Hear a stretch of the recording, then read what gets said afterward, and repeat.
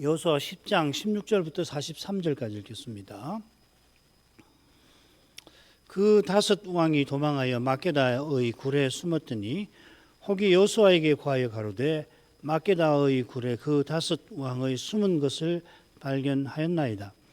여호수아가 가로되 그 굴 어귀에 큰 돌을 굴려 막고 사람을 그 곁에 두어 그들을 지키게 하고 너희는 지체 말고 너희 대적의 뒤를 따라가 그 후군을 쳐서 그들로 자기들의 성읍에 들어가지 못하게 하라. 너희 하나님 여호와께서 그들을 너희 손에 붙이셨느니라 하고 여호수아와 이스라엘 자손이 그들을 크게 돌이켜하여 거의 진멸시켰고 그 남은 몇 사람은 견관성으로 들어간 거로 모든 백성이 평안히 막게다 진으로 돌아와 여호수아에게 이르렀으나 혀를 놀려 이스라엘 자손을 대적하는 자가 없었더라. 때에 여호수아가 가로되 굴 어귀를 열고 그 굴에서 그 다섯 왕을 네게로 끌어내라 하며 그들이 그대로 하여 그 다섯 왕 곧 예루살렘 왕과 헤브론 왕과 야르뭇 왕과 라기스 왕과 에글론 왕을 굴에서 그에게로 끌어내니라. 그 왕들을 여호수아에게로 끌어내며 여호수아가 이스라엘 모든 사람을 부르고 자기와 함께 같은 군장들에게 이르되 가까이 와서 이 왕들의 목을 발로 밟으라. 가까이 와서 그들의 목을 밟으며 여호수아가 군장들에게 이르되 두려워 말며 놀라지 말고 마음을 강하게 하고 담대히 하라. 너희가 더불어 싸우는 모든 대적에게 여호와께서 다 이와 같이 하시리라 하고 그 후에 여호수아가 그 왕들을 쳐 죽여 다섯 나무에 메어 달고 석양까지 나무에 달린 대로 두었다가 해질 때에 여호수아가 명하며 그 시체를 나무에서 내려 그들의 숨었던 굴에 들여 던지고 굴 어귀를 큰 돌로 막았더니 오늘날까지 있더라. 그날에 여호수아가 막게다를 취하고 칼날로 그 성읍과 왕을 쳐서 그 성읍과 그 중에 있는 모든 사람을 진멸하여 한 사람도 남기지 아니하였으니 막게다 왕에게 행한 것이 여리고 왕에게 행한 것과 일반이었더라. 여호수아가 온 이스라엘로 더불어 막게다에서 림나로 나아가서 림나와 싸우며 여호와께서 또 그 성읍과 그 왕을 이스라엘의 손에 붙이시니라. 칼날로 그 성읍과 그 중에 모든 사람을 쳐서 멸하여 한 사람도 남기지 아니하였으니 그 왕에게 행한 것이 여리고 왕에게 행한 것과 일반이었더라. 여호수아가 또 온 이스라엘로 더불어 림나에서 라기스로 나아가 대진하고 싸우더니 여호와께서 라기스를 이스라엘의 손에 붙이신지라. 이튿날에 그 성읍을 취하고 칼날로 그것과 그 중에 모든 사람을 쳐서 멸하였으니 림나에게 행한 것과 일반이었더라.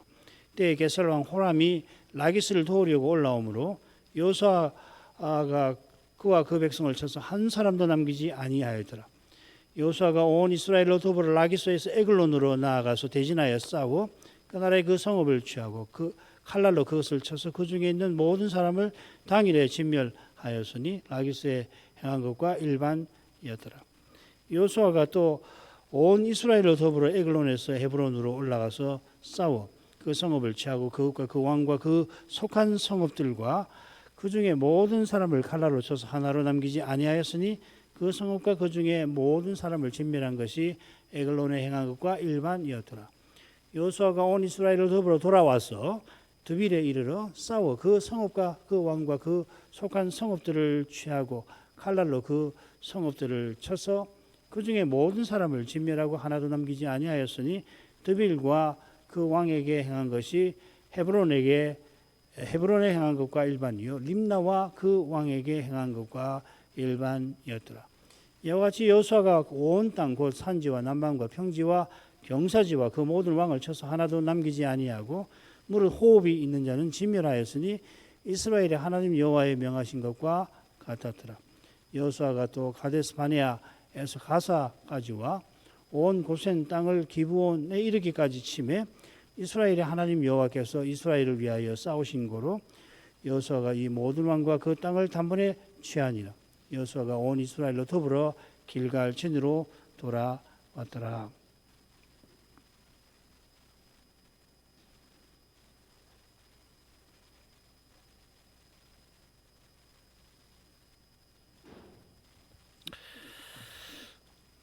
흔히 이 여호수아서의 그 가나안 전쟁을 그게 남부전쟁 9장 10장, 북부전쟁 11장 이렇게 나누어서 설명하죠. 이는 실제 역사와 전적으로 부합합니다. 남부전쟁은 예루살렘 왕 아도니 세덱이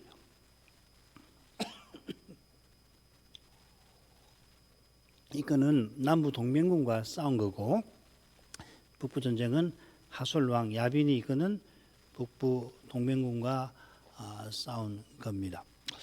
여호수아가 여호와의 지휘 아래 두 전쟁에서 승리를 거둔 인물인데, 두 전쟁을 훗날 기록하면서 이 남부 전쟁을 더 중요하고 길고 중요하게 다룹니다.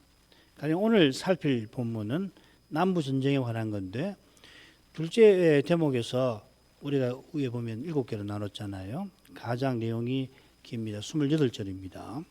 북부 전쟁보다도 배나 깁니다. 이 대목 앞에 보면은 남부 전쟁 이야기가 15절 나오잖아요. 세 번째 단락에. 그 절수만큼 북부 전쟁을 기록을 해놨습니다. 기본과 언약 맺은 두 번째 단락이나 정복한 왕의 목록 맺은 말, 이 단락 다음으로 깁니다. 게다가 오늘 살필 단락은 둘째 대목 한가운데 나옵니다.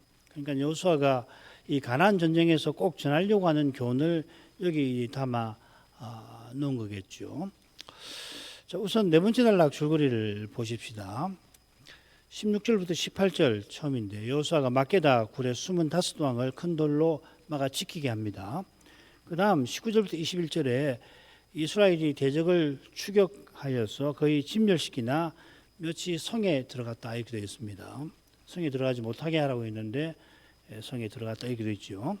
그 다음 22절부터 27절까지는 굴에 가둬놓았던 5왕을 끌어내어서 목을 밟고 처형합니다. 그 다음에 28절부터 39절이 긴데, 이스라엘이 성들을 정복하는데 6개 성이 나옵니다. 막게다부터 막게다, 림나, 라기스, 에글론, 헤브론, 그 다음에 드빌 이렇게 됩니다. 그 다음 이제 40절부터 43절은 결론인데, 여호수아가 여호와의 명대로 남부 지역을 정복하고 진으로 돌아왔다 뭐 이런 이야기죠. 이 한가운데 부분에서 여호수아가 남부 전쟁을 유독 길게 기록한 의증을 볼 수 있겠습니다. 이 무슨 말이냐면, 북부 전쟁에는 이 정복한 왕의 목을 밟았다 뭐 이런 기록이 없잖아요, 그죠? 근데 실제로 그렇게 안 했겠나 이 말입니다. 그렇게 했을 것 같은데, 남부 전쟁 여기서 유독 이 정복한 왕들의 목을 밟았다 하는 내용을 기록해둔 뜻이 있다 이 말이죠. 다른 데서 그렇게 했을 텐데 여기다가만 기록하고 이 전쟁의 의미가 뭐겠는가 하는 것을 이렇게 밝힌 것 같습니다. 다섯 왕의 목을 군장들이 밟게 하고 발등상을 삼고 이어 처형을 하죠. 이스라엘과 언약 맺은 기본을 공격한 그들을 언약의 하나님께서 심판하셨다는 것을 강조하는 겁니다. 이 처형 앞뒤로 이스라엘이 대적을 추격하여 성을 점령하는 이야기가 나옵니다. 특별히 네 번째 부분에서 6성을 치는데, 그 중에 셋은 기본을 공격한 5 왕이 다스리던 성이죠. 라기스, 에글론, 헤브론. 6성 나중에 볼 때 여기 어디에 나오는지 한번 보십시오. 이 성에 관한 이야기가 짝을 이루는 두 번째 부분에 나옵니다. 20절에 보면 그 남은 몇 사람이 견고한 성에 들어간 거로, 이 남은 사람들은 5 왕과 함께 5 왕을 따르던 군대 아니겠습니까? 5 왕을 굴에 감금한 다음에 이스라엘이 그들의 군대를 추격했는데 많이 도륙하지만 남은 자들, 이 5 왕의 군대에서 남은 자들이 자기 성들에 피신했단 말이죠, 그죠? 그리고 5 왕을 처결한 다음에 이 성들을 공격하면서 다른 성들도 공격을 한 겁니다. 그 후에 이제 길갈 진으로 돌아옵니다. 그처럼 네 번째 단락의 시작도 길갈 진입니다. 16절부터인데 16절에 길갈 진이 안 나오지만 15절에 길갈 진 나오죠, 그죠? 그래서 거기서 이제 5 왕이 숨었다는 소식을 보고 받는 거죠. 자, 굉장한 그 줄거리로 사실 되어 있는 겁니다. 이는 정말 성경 기록의 절묘한 점 아닌가 싶어요. 16절부터 18절 읽겠습니다. 그 다섯 왕이 도망하여 막게다의 굴에 숨었더니 혹이 여호수아에게 구하여 가로되 막게다의 굴에 그 다섯 왕의 숨은 것을 발견하였나이다. 여호수아가 가로되 굴 어귀에 큰 돌을 굴려 막고 사람을 그 곁에 두어 그들을 지키게 하고. 그 다섯 왕은 23절에 나옵니다. 예루살렘 왕, 그다음 헤브론 왕, 야르뭇 왕, 라기스 왕, 에글론 왕 다섯인데요. 이들이 기브온을 공격하다가 이스라엘의 급습과 여호와의 번개와 우레의 호미백산에서 벳호론 빌탈길로 도망을 쳤는데 큰 우박이 아세가까지 쏟아져서 많이 죽고 그 왕들은 패장병과 함께 막게다까지 피신했다가 왕들은 그 굴에 숨은 겁니다. 이 지도가 작아가지고서 좀 죄송하게 되는데 우선 한번 간단하게 보고 또 나중에 이리로 돌아올 겁니다. 그 글자 큰 것 중간 약간 뒤에 보면 아얄란 골짜기가 좀 글자가 크죠, 그죠? 거기서부터 쭉 보시면 됩니다. 그 골짜기 그 위에 이제 베토론이 있고 비탈길인데 골짜기 밑으로 보면은 쭉 내려가면 아세가가 나오죠. 베세메스가 나오고 아세가가 나오죠. 베세메스 근방에 야르뭇이 있습니다. 그다음 그 아세가에서 조금 내려와서 오른쪽으로 림나가 있습니다. 그 다음에 마레사가 있고 마레사에서 쭉 내려오면 조금 내려오면 라게스가 있고 라게스에서 왼쪽으로 가면 에글론이 있고 라게스에서 오른쪽으로 가면 거기가 막게다고요. 막게다에서 쭉 오른쪽으로 들어가면은 헤브론이고 그다음 막게다에서 내려가면 드빌이 나옵니다. 요 도시를 이 성들을 우선 기억해 두시면 좋겠습니다. 여호수아가 이 사실을 듣고는 큰 돌을 굴러기에 굴려 막게 합니다. 이 큰 돌은 세 번째 단락에 나왔습니다. 거기는 큰 덩이 우박이라고 번역을 해놨습니다. 큰 덩이 우박, 뭐 돌이 하늘에 돌이 떨어졌을 리는 없으니까 옳게 번역을 했는데 원문은 큰 돌이라고 되어 있습니다. 11절에 하반절에 보면은 우박이란 말이 나와요. 처음에는 큰 돌이라고만 되어 있습니다. 거기도 여호수아는 우박의 돌이라고 표현을 한 셈입니다. 영어에도 hailstone 하면 이 우박을 hail이라고 해도 우박이 되거든요. 그런데 stone을 붙이기도 합니다. 이 성경에서 온 낱말들 같아요. 여호와께서 내리신 우박이 큰 돌과 같아서 칼날보다 더 많은 사람을 죽였습니다. 이 표현을 여호수아가 여기 쓴 의중은 자기가 여호와의 종으로서 하나님의 심판을 시행하고 있다는 걸 드러내려 했던 것 같습니다. 요컨대 여호수아는 피신한 왕들을 투옥한 겁니다. 이것이 사람을 그 곁에 두고 그들을 지키게 한다. 이 감옥시킨 모습이죠. 심판을 이미 시행을 한 겁니다. 본격적인 심판 시행은 단락 한가운데 나올 겁니다. 그 다음으로 가죠. 너희는 지체 말고 너희 대적의 뒤를 따라가 그 후군을 쳐서 그들로 자기들의 성읍에 들어가지 못하게 하라. 너희 하나님 여호와께서 그들을 너희 손에 붙이셨느니라 하고 여호수아와 이스라엘 자손이 그들을 크게 돌격하여 거의 진멸시켰고 그 남은 몇 사람은 견고한 성으로 들어간 거로 모든 백성이 평안히 막게다 진으로 돌아와 여호수아에게 이르렀으나 혀를 놀려 이스라엘 자손을 대적하는 자가 없었더라. 다섯 왕이 굴에 숨었다는 건 전의를 상실한 거죠. 훗날을 도모하기 위해서 왕들이 우선 목숨을 건사하려고 굴에 숨었을 수도 있지만 그보다는 당장에 목숨을 잃을 만큼 전세가 기울었던 것 같습니다. 여호수아가 지체 말고 너희 대적의 뒤를 따라가 그 후군을 쳐라 한 데서 다수 동민군의 군사들은 걸어만 나 살려라 하고서 도망치고 있는 모습이 짐작됩니다.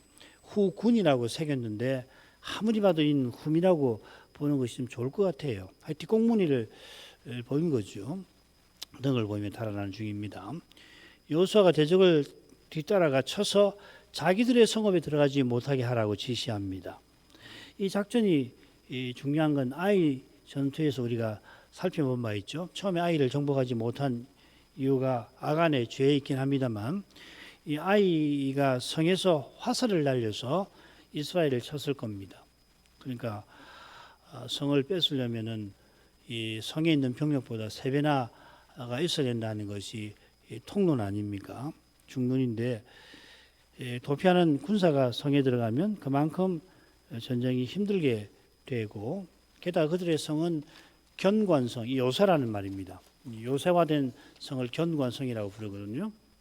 뺏기 힘들겠죠. 여호수아는 작전을 지시하면서 너희 하나님 여호와께서 그들을 너희 손에 붙이셨다 격려합니다. 사람 눈에 전세가 이미 기울었지만 여호수아는 여호와의 도우심을 의지하도록 하는 겁니다. 이는 국가적 전쟁에 앞서서 신령한 전쟁입니다.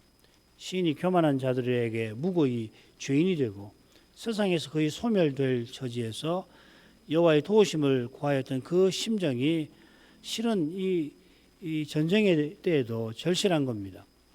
이 심정이 아니면 안락한 삶을 갈구하며 세상 행복에 취하고 마는 겁니다. 전쟁에 이겨서 전리품을 챙기거나 정복력을 충족시켜 자기 영광을 자랑하든지 할 겁니다. 이미 전세가 기운 그것이 여호와께서 진두지휘하신 데 있듯이 이 여호와의 도우심을 의지하여 끝까지 전투에 나서라 하는 거겠죠. 이게 믿음의 태도입니다.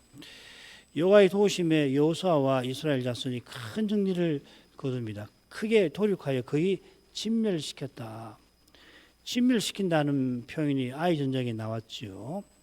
이스라엘이 둘에서 아이 군사들을 진멸시켰습니다. 이번에는 거의 진멸시켰다 얘기해서 했습니다. 근데요, 여호수아서에 이 거의라는 말 나오지 않습니다. 나오지 않는데 성으로 도망친 사람들이 있으니까 이 거의라는 말을 새겨 넣은 것 같아요.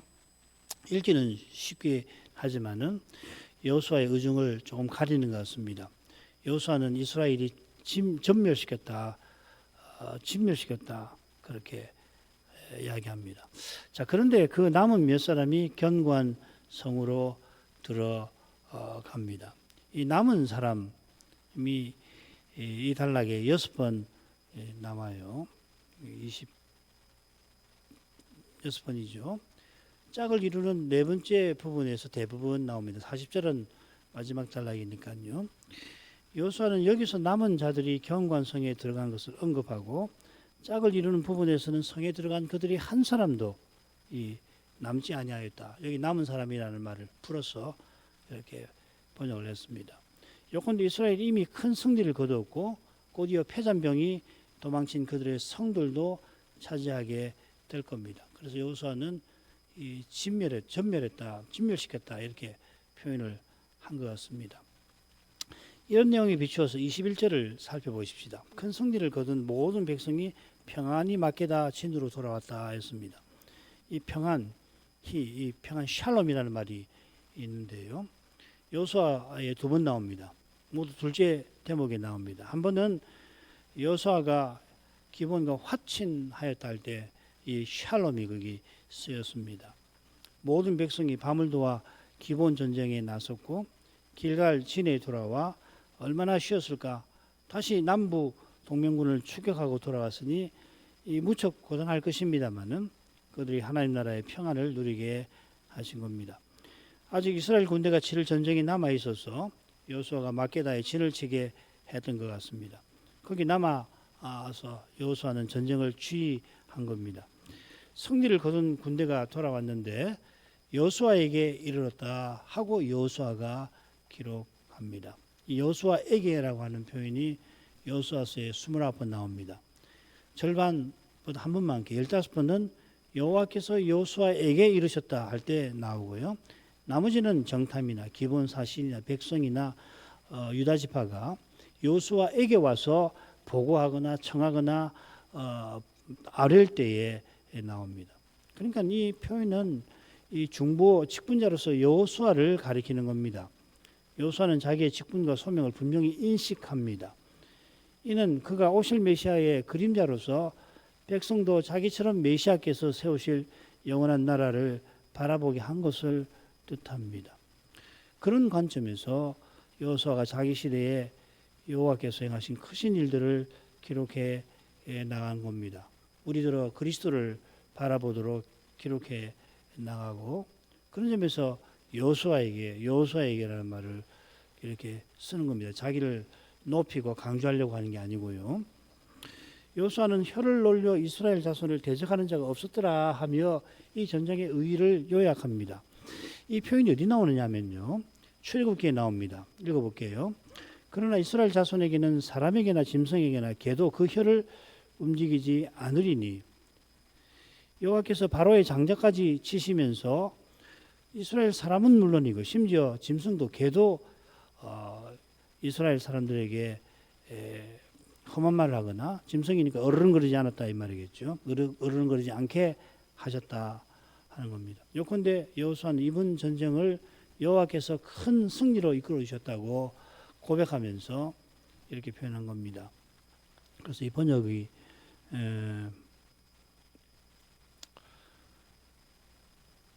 이르렀으나 혀를 돌려 이렇게 했는데, 꼭 이렇게 번역하지 않고 이르렀으니 이렇게 해도 괜찮을 것 같아요. 자, 그 다음 넘어가죠. 세 부분으로 나눠서 우선 강급한 다섯 왕을 심판하려고 합니다. 22, 23절. 때에 여호수아가 가로되 굴 어기를 열고 그 굴에서 그 다섯 왕을 내게로 끌어내라 하며 그들이 그대로 하여 그 다섯 왕 곧 예루살렘 왕과 헤브론 왕과 야르뭇 왕과 라기스 왕과 에글론 왕을 굴에서 그에게로 끌어내니라. 여호수아가 백성에게 명령하고 그 명령을 그들이 준행하는데, 흥미로운 점이 23절에 있습니다. 그들이 그대로 하여라고 하는 표현입니다. 그러고서는 그들이 여호수아의 명령을 그대로 다섯 왕을 굴에서 끌어내어서 여호수아에게 데려오죠. 이루어진 사실을 전달하려 했다면 굳이 그대로 하였다는 말을 쓰지 않아도 될 것 같은데, 여호수아는 여호와께서 모세를 이어 자기 종으로 세우실 때 백성들이 서약한 대로 행했다 하는 것을 가리키는 것 같습니다. 우리는 범사에 모세를 청종한 같이 당신을 청종하려니와, 여호수아도 여호와께서 모세에게 명하신 것을 그대로 행하였습니다. 요컨대 여호수아가 자기를 높이려고 하는 게 아니라 여호와께서 참된 순종을 이스라엘에게 허락하셨다라고 하는 것을 전하는 것이에요. 참된 순종은 오직 메시아를 믿는 믿음에서 나오는 겁니다. 이게 성화 아니에요, 그죠? 의롭다 하심의 거룩하게 하심의 핵심 아니에요. 우리가 신약 시대 오면 이제 의롭다 하심과 거룩하게 하심 둘로 나누는데, 이 의롭다 하심을 믿음으로 의롭다 하시듯이 믿음으로만 참는 순종을 내는 거 아닙니까? 구약 시대도 마찬가지예요. 구약 시대도 참된 순종은 메시아를 믿는 믿음, 바라보는 데서만 생기는 거란 말이죠. 그저 하나님을 믿는다고 다 되는 거 아니잖아요. 구약에서 이런 것을 읽어낼 수 있어야 합니다. 수두룩합니다. 여호수아의 명령대로 이 다섯 왕을 굴에서 끌어내었다 하고서 그들을 나열합니다. 이름은 밝히지 않고 직함만 각각 되죠. 예루살렘 왕, 헤브론 왕, 야르뭇 왕, 라기스 왕, 에글론 왕. 굳이 직함을 나열하는 것은 아마도 여호수아가 이제 거룩한 심판을, 공적 심판을 그들에게 내린다는 것을 가리키는 것 같습니다. 이름을 대지 않는 것도 이 거룩한 심판과 관련되죠. 이들은 이 세상에서는 왕이지만 하나님 나라에서는 없는 자들입니다. 이름 없는 자들입니다. 두 번째로 가죠. 그 왕들은 그 왕들을 여호수아에게로 끌어내며 여호수아가 이스라엘 모든 사람을 부르고 자기와 함께 같은 군장들에게 이르되 가까이 와서 이 왕들의 목을 발로 밟으라. 가까이 와서 그들의 목을 밟으며 여호수아가 군장들에게 이르되 두려워 말며 놀라지 말고 마음을 강하게 하고 담대히 하라. 너희와 더불어 싸우는 모든 대적에게 여호와께서 다 이와 같이 하시리라 하고, 23절의 내용을 24절 처음에 다시금 요약을 합니다. 그 왕들을 여호수아에게로 끌어냈다고 합니다. 23절에는 그냥 그에게라고 했는데 여기서는 여호수아에게로 끌어냈다고 표현합니다. 그 의미는 방금 살폈습니다. 여호수아가 뭐 자기 강조하려고 그랬겠습니까? 여호수아가 이스라엘 모든 사람을 부릅니다. 모든 백성 앞에서 거룩한 처분을 내리려 합니다. 이를 위하여 자기와 함께 같은 군장들을 가까이 부릅니다. 군장들에게 다섯 왕의 목을 밟게 합니다. 이 목 밟는 것은 고대 근동에서 완전한 패배를 상징합니다. 여호와께서 다윗의 주 곧 오실 메시아에게 내가 네 원수로 네 발등상 되게 하리라 약속하실 때 다윗이 그 말씀을 들었을 때, 이상 중에 들었을 때 떠올리게 하신 승전 이미지일 겁니다. 바울 사도도 이런 이미지를 사용해서 평강의 하나님께서 사단을 너희 발 아래서 상하게 하시리라 약속하였습니다. 자, 이런 배경에 비추어서 여호수아가 자기가 아니라 군장들에게 목을 밟게 한 일을 살펴보십시다. 세상 나라라면 당연히 지도자인 여호수아가 왕들의 목을 밟아야 합니다만, 다윗이 이스라엘 왕이지만 여호와의 종으로 살았던 것처럼, 더구나 왕이 아닌 여호수아는 온유한 모세처럼 겸손히 군장들에게 승전 기념 행사를 양보합니다. 이는 그가 모세처럼 오실 메시아를 바라는 믿음에 있습니다. 그 믿음은 늘 자기 죄를 철저히 깨닫는, 그래서 겸손한 데 있는 겁니다. 죄 깨닫지 않고 겸손할 수 없지 않습니까? 여호수아는 군장들이 같은 믿음을 품고 살도록 이어 권합니다. 두려워 말며 놀라지 말고 마음을 강하게 하고 담대하라. 자, 이것은 여호와께서 모세 죽은 후에 여호수아를 세우실 때 친히 그에게 하신 그 말씀이지요. 군장들이 자기처럼 여호와를 의지하게 한 겁니다. 너희가 더불어 싸우는 모든 대적에게 여호와께서 다 이와 같이 하시리라. 여호와께서 자기에게 베푸신 그 약속을 군장들에게 일러주는 겁니다. 군장들이 이 약속을 깨달을 때 말씀을 깨닫는 거죠, 그렇죠? 시편 119편에서 임나라는 말, 임나라고 하는 말씀 말이에요. 이 약속을 깨달을 때, 결국 말씀을 깨달을 때에 여호수아처럼 여호와를 굳게 의지하게 되는 겁니다. 전에 우리가 전쟁에서 이겼지, 승리했지, 그 전쟁의 경험으로 살게 하는 거 아니에요. 경험도 필요하지만 결국은 말씀을 깨닫는 데서 확신이 생기는 거거든요. 여호와를 의지하는 이는 두려운 현실에서 담대하고 놀랄 일을 만나도 마음을 강하게 할 수 있겠습니다. 이런 믿음이 여러 전쟁을 앞둔 군장들에게 절실합니다. 이 믿음은 그저 전쟁을 이기는 정도가 아니라 세상을 이기는 믿음이겠죠. 세상을 자기 품에 누인 악한 자도 우리가 믿는 그리스도를 이기질 못하는 겁니다. 이스라엘의 군장은 전쟁 기기가 아니라 믿음의 용사가 되어야 하는 것입니다. 세 번째로 가죠. 26, 27절. 그 후에 여호수아가 그 왕들을 쳐 죽여 5 나무에 미어 달고 석양까지 나무에 달린 대로 두었다가 해질 때에 여호수아가 명하며 그 시체를 나무에서 내리어 그들이 숨었던 돌에 들여 던지고 굴 어기를 큰 돌로 막았더니 오늘날까지 있더라. 그 후에 군장들이 왕들의 목을 밟은 다음에 여호수아가 그들을 쳐 죽이고 5 나무에 각각 답니다. 신명기 21장 규례를 따른 거죠. 죽일 죄를 범한 자를 죽여 그 시신을 나무에 매달아서 여호와의 저주 받은 것을 표시하는 겁니다. 이 저주는 이스라엘이 포로 잡혀갈 때 받는 형벌을 가리키기도 합니다. 다섯 왕이 기브온을 공격한 죄가 이스라엘과 맺은 언약을 침해하는 것이지요. 그처럼 저주받은 그들의 시신을 해질 때에 나무에서 내려서 굴에 던졌습니다. 이 신명기 규례에 따른 겁니다. 시신을 당일에 장사하지 않는 것은 여호와께서 내게 기업으로 주시는 땅을 더럽히는 겁니다. 이 기업의 땅을 더럽힌다는 것은 그 땅이 그 거민을 토하여 내게 하는 무서운 죄입니다. 그만큼 그들이 받은 저주가 엄중한 것을 가리키겠죠. 여호수아는 그들이 숨었던 굴에 그 시신을 도로 던져놓고 그 어기를 큰 돌로 막았습니다.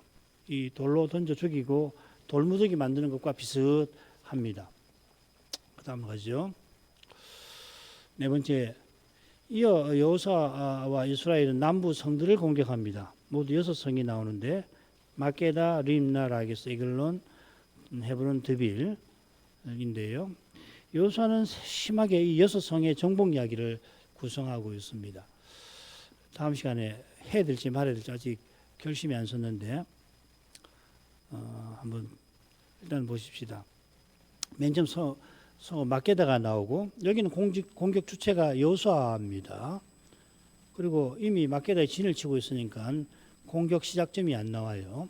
공격 대상은 성읍과 왕이고, 그리고 공격 결과는 똑같습니다. 나머지 5성하고 같습니다. 모두 진멸하고 한 사람도 남기지 아니하였다는 겁니다. 그리고 이 마케다는 그날 왕들을 죽인 그날 성을 모두 쳤습니다. 그 다음에 이제 마케다 왕에게 행한 것이 여리고 왕에게 행한 것과 일반이라 이렇게 비교가 붙어 있습니다. 그다음 림나로 가보죠. 림나는 여호수아와 온 이스라엘이 공격 주체로 나옵니다. 이 공격 시작점이 있어요. 막게다에서 림나로 나아가 성읍과 왕을 쳤다 이렇게 되어 있습니다. 여기 이제 별표 붙은 것은 이스라엘 손에 붙이셨다 하는 표현이 나오는 겁니다. 여기는 날짜가 없어요. 그 다음날인지 그 다음날인지 확실히 알 수 없습니다. 그리고 림나 왕에게 한 것이 여리고 왕에게 한 것과 일반이라 이렇게 되어 있습니다. 그 다음 라기스입니다. 공격 주체는 똑같고요. 시작점도 림나에서 라기스로 나아가 성읍, 왕이 없습니다. 라기스 왕이 없었던 것 같아요. 공격 결과는 똑같고 여기도 날짜가 있는데 이튿날 나옵니다. 그 다음에 이제 비교를 하는데 여기서는 왕이 아니라 림나에게 왕이 없으니까 그런 것 같은데 림나에게 행한 것이 이거 일반이라 왕이 없는 이유는 뭐 왕이 죽었으니까 그렇겠죠, 그죠? 라기스, 에글론, 헤브론은 왕이 죽었으니까 없지 않겠어요? 근데 라기스는 그 특이한 일이 있는데 게셀 왕 호람이 라기스를 도우러 와서 이 여호수아가 왕과 백성을 다 죽였다라고 하는 내용이 나옵니다. 그 다음 에글론입니다. 뭐 공격 주체는 똑같고요. 공격 시점은 라기스에서 에글론으로 나아가서 성읍과 왕 이렇게 왕이 죽었는데 그죠? 에글론 헤브론 왕 죽었을 거 아니에요, 그죠? 다섯 왕 이미 죽였는데 여기는 왕이 또 나옵니다. 그 다음에 날짜가 그날 당일 이렇게 되어 있습니다. 그 다음에 여기도 라기스에게 행한 것과 일반이라 이렇게 되어 있습니다. 헤브론은 뭐 공격 주제 같고요. 에글론에서 헤브론으로 올라가 이렇게 되어 있습니다. 이게 헤브론이 산지니까 그런 것 같아요. 역시 성읍과 왕을 쳤다라고 하는 거. 그 다음에 에글론에게 행한 것과 일반이라 이렇게 되었습니다. 드빌, 마지막에 드빌인데 공격 주체가 같고 드빌은 돌아와 드빌에 이르렀다고 얘기했습니다. 돌아와. 그러니까 드빌이 마지막이라는 이야기죠, 그죠? 마지막인데 돌아왔다는 말은 이 의미가 있죠, 그죠? 성읍과 왕, 그 다음에 공격 결과 같고 날짜는 없고 일자는 없고 헤브론, 그 다음 여기는 보면 비교를 두 가지로 해요. 헤브론에게 행한 것과 일반이라, 림나와 그 왕에게 행한 것과 일반이라 이렇게 되어 있습니다. 그 다음에 뭐 화살표가 있을 텐데, 아니 화살표가 아니라 사선이 있을 텐데, 사선 있는 것은 취하다, 뭐 이렇게 취하다라고 하는 동사가 있습니다. 제가 정리를 해봤는데 이 표를 정리하면서 말씀드리려고 하는 건 뭐냐면은 우선 여호수아는 막게다와 림나를 묶어서 다루는 것 같아요. 이미 이스라엘 진이 막게다에 있어서 바로 막게다와 그 왕을 쳤죠. 이 막게다에서 이스라엘 림나로 나아가서 림나와 그 왕을 칩니다. 이 일을 평가하면서 둘 다 여리고 왕에게 행한 것 같이 행했다. 비교를 그렇게 해요. 이어 나오는 라기스, 에글론, 헤브론의 경우는 평가할 때 앞선 성읍과 비교를 합니다. 라기스에게 행한 것은 림나에게, 에글론에게 행한 것은 라기스에게, 헤브론에게 행한 것은 에글론에게 행한 것과 일반이라 이렇게 되었습니다. 이 세 성읍을 여호수아가 함께 다루는 것 같아요. 그리고 이 세 성읍이 짝을 이루는 두 번째 부분 20절에 보면 남은 자들이 들어갔던 견고한 성이 아닌가. 그 뭐냐면 다섯 동맹군의 패잔병이니까 자기 성에 갔으면은 결국은 이 셋 라기스, 에글론, 헤브론으로 하지 않았겠습니까? 이 점에 비춰서 온 이스라엘 남부 성들을 정복한 일을 다루고 있는 것 같습니다. 다섯 왕이 동맹한 군대에 남은 다섯 왕이 동맹한 군대의 남은 자들이 피신한 견고한 성은 라게스, 에글론, 헤브론이겠죠.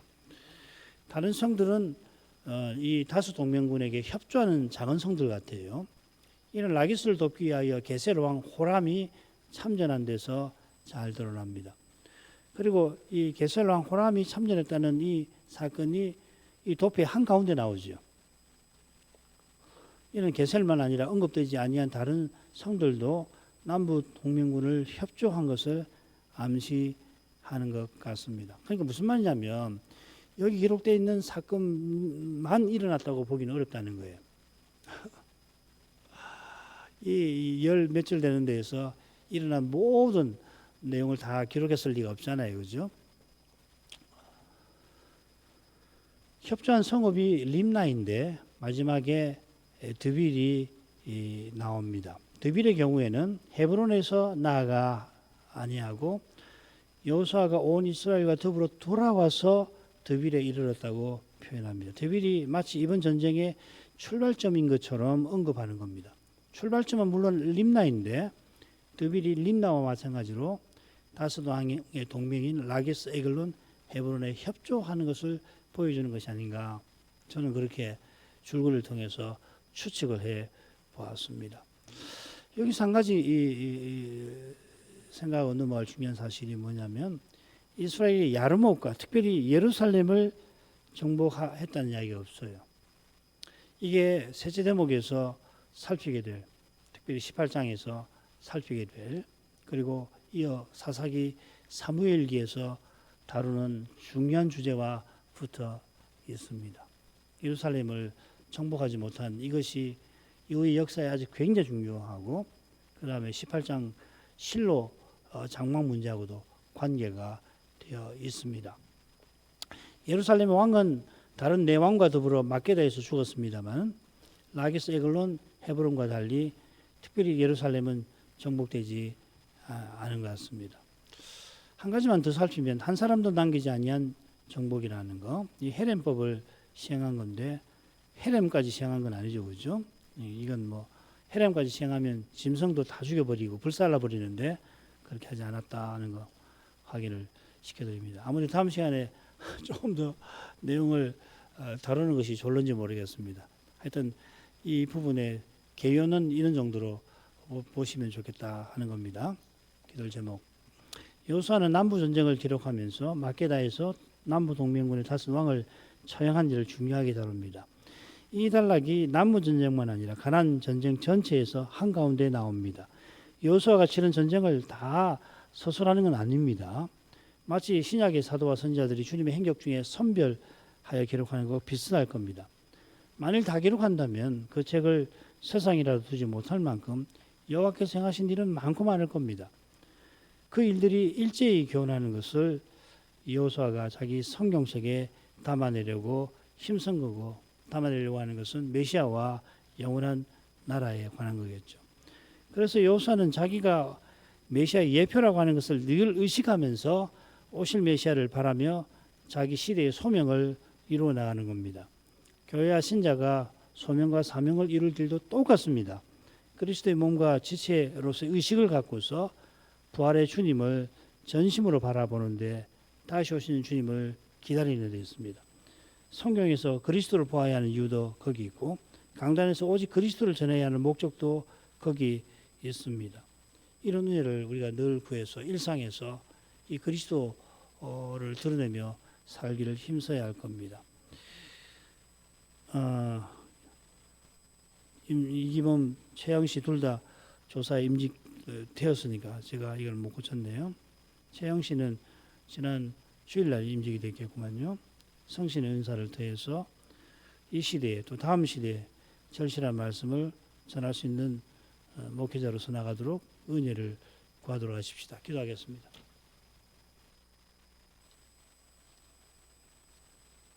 기도하겠습니다.